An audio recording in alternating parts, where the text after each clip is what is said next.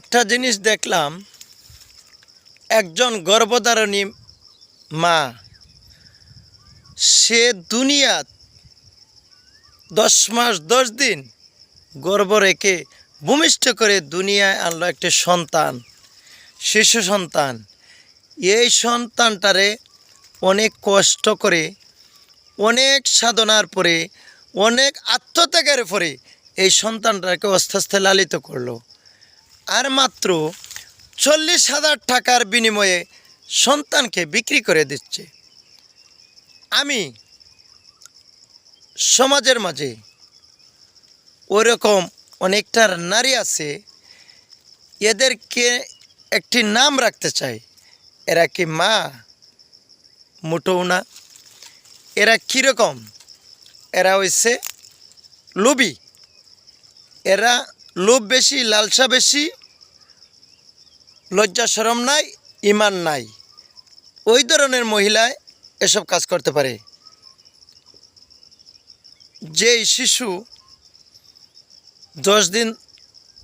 10 মাস 10 দিন তার মায়ের গর্ভ থেকে ভূমিষ্ঠ হয়ে দুনিয়ার মুখ দেখল, ওই মায়ে আবার ওই সন্তানটাকে অল্প টাকার কারণেই বিক্রি করে দেয়।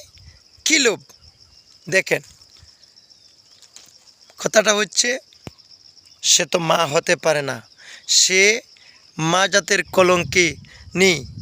কলঙ্কিনী মা, কালনাগিনী, কালসাবিনী মা। এদের থেকে আমরা হুঁশিয়ার।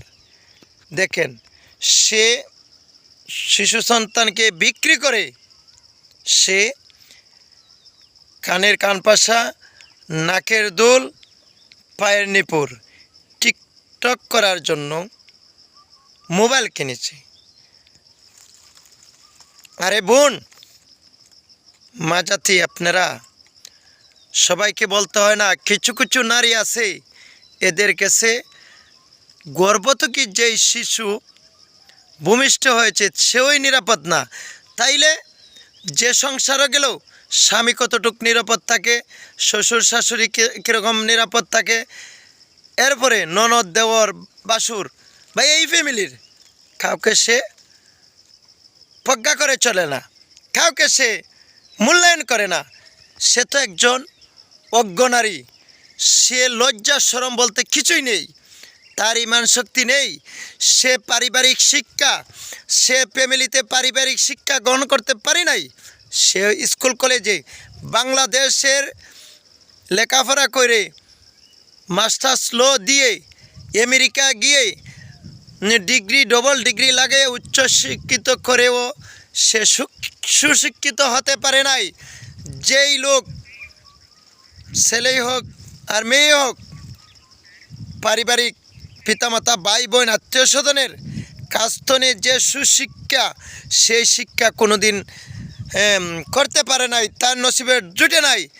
তাইলে সে সুশিক্ষিত নয়, সে কুশিক্ষিত, সে কালনাগিনী, কালসাপিনী।